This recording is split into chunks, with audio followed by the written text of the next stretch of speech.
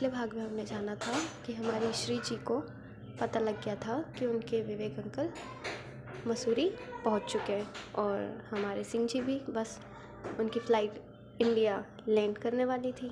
तो चलिए हम अपनी कहानी शुरू करते हैं। वैशाली जी कॉल पिक करती हैं और हमारी श्री जी, मम्मा अंकल मसूरी आए हैं, आपने बताया भी नहीं। वैशाली, हाँ तो बेटा हमने अभी भी आपको बताया नहीं है, फिर कैसे पता लगा आपको। श्री, वो तो हम आपको नहीं बता सकते, पर हमें पता है कि अंकल, मम्मा और दीदी और छोटू सभी वहीं पर है।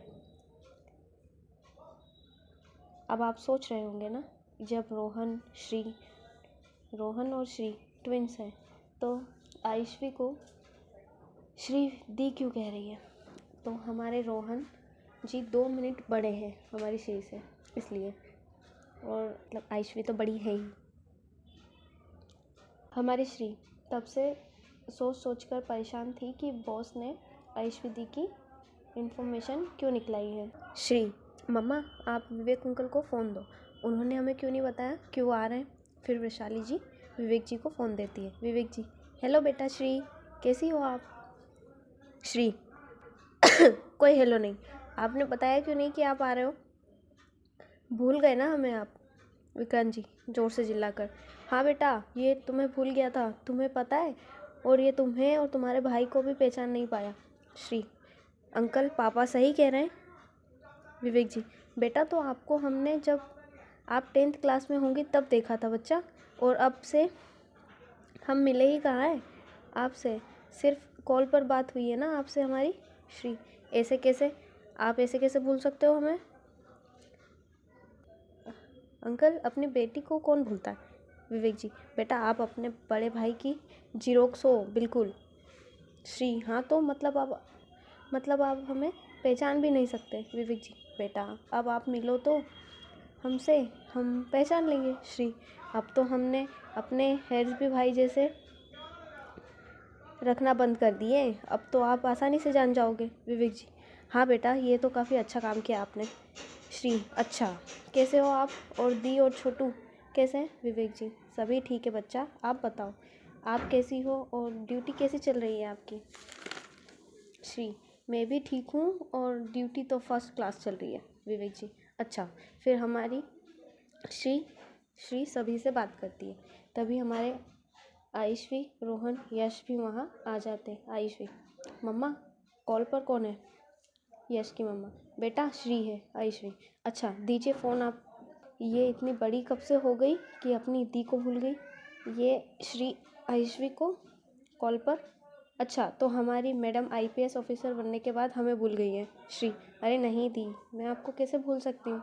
तभी रोहन आयुष्वी से फ़ोन ले लेता है। रोहन, बेटा घर पर कॉल करके जानना भी होता है कि क्या चल रहा है, आप तो जब से गई हो तब से दिन के हिसाब से आपके कॉल आना भी कम हो रहे हैं, क्या बात क्या है। हाँ श्री, भाई बस थोड़ा वर्कलोड है, जब फ्री होती हूँ तब आप सभी का सोने का टाइम हो जाता है, और लेट नाइट सही नहीं है ना। रोहन, ठीक है मैडम जी, पर बता दिया करो, मम्मा पापा फिक्र करते हैं ना। श्री, भाई हम कुछ कहें आपसे। रोहन, हाँ कहो ना, पहले बताओ आप आयुष्वी दी से नहीं कहोगे। रोहन, हाँ कहो तो, आप ना आयुष्वी दी की सेफ्टी का ध्यान रखना। रोहन, श्री कोई बात है क्या। श्री, नहीं भाई, बस हमें कुछ सही नहीं लग रहा, इसलिए ये बस हमारे बीच रहना चाहिए भाई। रोहन, ठीक है फिर श्री कॉल कट कर देती है। श्री, ये बॉस के दिमाग में आखिर चल क्या रहा है, आयुष्वी दी की इन्फॉर्मेशन क्यों निकाल रहे हैं, करना क्या चाहते हैं आखिर ये। श्री अपने काम में लग जाती है। वहीं हम टाइम को थोड़ा शिफ्ट करते हैं। रात 9 बजे सभी लोग डिनर टेबल पर बैठे थे। आयुष्वी और रोहन अपनी फ़ोटोज़ देख रहे थे। वैशाली जी, बेटा तुम दोनों खाना क्यों नहीं खा रहे, ऐसा क्या ही देख रहे हो तुम अपने फ़ोन में। आयुष्वी, कुछ भी तो नहीं आंटी। आयुष्वी रोहन से, तू खाना क्यों नहीं खा रहा है। रोहन, क्योंकि तू नहीं खा रही थी इसलिए। वहीं विवेक जी और विक्रांत जी तो अपनी बातों में ही बिजी थे। आयुष्वी फिर अपनी और रोहन की फ़ोटोज़ पोस्ट करती है। With red heart emoji. अब देखते हैं ये रेड हार्ट काशी में क्या धमाका करेगा, क्या धमाका मचाएगा।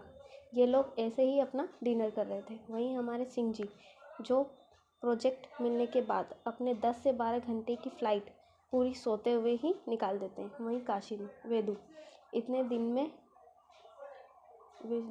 दिन में टिया को इतना परेशान कर दिया था कि टिया अब अपने पास कॉटन कैरी करना शुरू कर दिया था। जहाँ वेदू शुरू हुई, टिया वैसे ही तैयार अपने काम में। वेदू, टिया हमारे भाई साहब आ रहे हैं, हम ना आज बहुत खुश हैं। 16 डेज़ तुम्हें पता है कितना होता है, कितने होते हैं, हम देखेंगे उन्हें। टिया, वैसे तुम इससे पहले भी लंदन रही थी, वहाँ कैसे रहती थी? फिर वेदू, अरे टिया वहाँ हम अपनी मर्ज़ी से थोड़ी रहते थे, अब हम यहाँ अपनी मर्ज़ी का कर सकते हैं। वो तो हम अपने भाई साहब की बात कैसे ना मानते। अपने भाई साहब के कहने पर हमने लंदन रहकर अपनी स्टडी पूरी की। टिया, अच्छा अब तो खुश हो ना, भाई साहब आ रहे हैं तुम्हारे। वेदू, हाँ बहुत। हमारी वेदू अपने भाई साहब का बेसब्री से इंतज़ार कर रही थी। वहीं अब हम हमारे सिंह जी के पास चलते हैं। अंकित, ओ वेदू के भाई साहब उठ जा, हमारी फ़्लाइट लैंड करने वाली है। भाई उठ, पूरे 15 दिन की नींद आज ही पूरी करने का इरादा है क्या? सिंह जी, कब से जाग गए हम तो, बस आपके बोलने का इंतज़ार कर रहे थे। अंकित, चल ठीक है। सिंह जी, अच्छा सुन, ड्राइवर को कह दिया था ना तूने? अंकित, अरे हाँ भाई। सिंह जी, दोनों को कहा था ना? अंकित, अरे हाँ भाई, वो मिस मेहता भी है, याद है मुझे। फिर ये लोग की फ़्लाइट लैंड करती है और अंकित, भाई अब ना मैं कहीं नहीं जाने वाला तेरे साथ, मैं अपने बच्चा को छोड़कर कहीं नहीं जाऊंगा अब। और तू मेरी लीव एप्लीकेशन ले ले यार भले से, मुझे अब कहीं नहीं जाना। सिंह जी, कोई यहाँ पर प्रिंसिपल और स्टूडेंट दिख रहे हैं तुझे? क्या कैसी बातें करता है यार तू, बोलने से पहले थोड़ा सोचा करना। अंकित, हाँ तो तू कोई खड़ूस प्रिंसिपल से कम नहीं है। सिंह जी, भाई चल जल्दी चल, बस जितना लेट होंगे उतना बच्चा को मनाना पड़ेगा। अंकित, फिर अंकित टाइम देखता है, 11 PM हो गए भाई, बच्चा जाग रही होगी। सिंह जी, जाग रही होगी। अब सिंह जी मिस मेहता के पास जाते हैं। सिंह जी, हमारा ड्राइवर आपको ड्रॉप कर देगा, किसी को कॉल करने की ज़रूरत नहीं है, हमने पहले ही 2 कार बुलवाई थी। Miss Mehta, thank you Rajvanshi ji. Singh ji बस अपना सर हिलाकर जल्दी से आगे आगे चलने लगते हैं। अंकित, मिस मेहता वो रही आपकी कार, वो हमारे बहुत पुराने ड्राइवर हैं, फिक्र मत कीजिएगा, सेफली छोड़ देंगे आपको। मिस मेहता, ठीक है। फिर वहीं हमारे अंकित और सिंह जी घर के लिए निकल जाते हैं। 20 से 25 मिनट में ये दोनों घर पहुंच जाते हैं। वेदू जैसे ही कार का हॉर्न सुनती है वैसे ही भागते हुए बाहर आ जाती है। सिंह जी और अंकित कार से बाहर आते हैं और हमारी वेदू दोनों को ऐसे ही हक कर लेती है। सिंह जी, बच्चा आप अभी तक जाग रही हो? वेदू, हाँ तो आप आ रहे थे तो नींद कैसे आ सकती है भाई साहब? अंकित, बच्चा ये गलत बात है, ये बस आप अकड़ू को मिस कर रही थी। वेदू सिंह जी को साइड करती है और हाँ, आप तो हमें भूल ही गए, थे। इनका तो हमें पता है कि भाई साहब आउट ऑफ कंट्री कभी भी जाते हैं तो वो अपना फ़ोन बहुत कम यूज़ करते हैं, पर आपने किस खुशी में हमें कॉल नहीं किया? सीरियसली भाई, आपने हमें 2 बार कॉल किया है 15 दिनों में। अंकित, बच्चा ये तुम्हारा भाई, इसे काम के आगे कुछ नहीं दिखता और दूसरे को देखने भी नहीं देता। वेदू फिर अंकित को ऐसे ही हक करते हुए कहती है, अकड़ू है ना इसलिए। अंकित, बच्चा चलो अब हम अंदर चलते हैं। टिया, अंकित भाई अब आप संभालो अपने बच्चा को। अंकित, अच्छा क्या वो बच्चा ने कुछ ज़्यादा ही तंग कर दिया क्या तुम्हें? टिया बस अपने दांत दिखाते हुए बच्चा को देख रही थी। सिंह जी, बच्चा ये क्या था? वेदू, क्या भाई साहब? सिंह जी, यही कि हमने अभी तक आपको ठीक से हक तक नहीं किया और आप इस पागल के साथ जा रही हो। वेदू, हाँ क्योंकि हम अभी भी नाराज़ हैं आपसे। सिंह जी, बच्चा बस करो अब, क्या है ये? वेदू, कुछ नहीं है, आप अंदर आइए, हम खाना गर्म कर रहे हैं। सिंह जी, ठीक है। अंकित, अच्छा बच्चा हम थोड़ा फ्रेश होकर आते हैं। वेदू, हाँ भाई साहब ठीक है। फिर सिंह जी और अंकित दोनों अपने रूम में आते हैं। वहीं टिया अपना फ़ोन यूज़ कर रही थी और अचानक वेदू वेदू जल्दी इधर आओ। वेदू क्या हुआ कहो तो। आगे टिया कहो नहीं देखो। टिया आयुष्वी और हमारे रोहन के साथ वाले फ़ोटोज़ दिखाती है जो कि हमारी आयुष्वी ने पोस्ट की थी। वेदू नहीं ऐसा कुछ नहीं है। टिया अगर हुआ तो। वेदू नहीं आयुष्वी दी हमारी ही भाभी माँ बनेगी। टिया अच्छा तुम कल बात करके क्लियर करना, मुझे कुछ सही नहीं लग रहा। वेदू अच्छा ठीक है। फिर वेदू टिया का फ़ोन लेकर पर हमें ऐसा क्यों लग रहा है कि हमने इस लड़के को कहीं देखा है। वेदू वो मसूरी में है तो तुम उस लड़के को कहाँ से देख सकती हो। वेदू पर हमें लग रहा है हमने देखा है। टिया अच्छा ठीक है। तभी हमारे अंकित जी क्या देखा है बच्चा आपने। वेदू भाई साहब आयुष्वी दी। फिर टिया अंकित को फ़ोन देती है और आयुष्वी की पोस्ट दिखाती है। अंकित क्या है ये क्या है ये कौन है ये लड़का। वेदू हमें भी फिक्र हो रही है। अब तो पहले ही ये भाई साहब समझ नहीं रहे और आयुष्वी दी भी चली गई। अब तो जब तक वो आ नहीं जाती तब तक कुछ कह नहीं सकते। तभी सिंह जी बच्चा कौन आ रहा है। वेदू कोई नहीं भाई साहब आप बैठिए हम खाना लगाते हैं आपके लिए।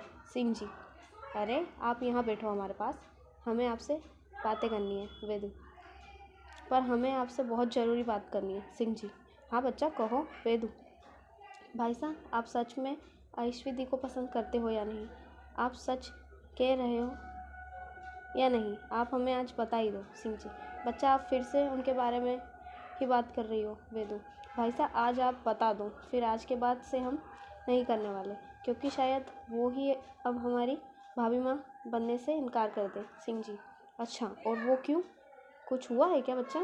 वेदू हमने उन्हें एक लड़के के साथ देखा। सिंह जी के कान लाल हो जाते हैं लड़के का नाम सुनकर। अंकित मैंने कहा था ना कि उसे इतना भी इंतज़ार मत करवा कि कोई तीसरा ही आ जाए। वेदू कहिए ना क्या आप पसंद करते हो। सिंह जी बस चुप थे। अंकित भाई अब तू तेरी आंखों से ही देख ले। फिर अंकित आयुष्वी और रोहन की फ़ोटोज़ दिखाता है। सिंह जी देखने के बाद सिंह जी बिल्कुल जल भून गए थे भाई।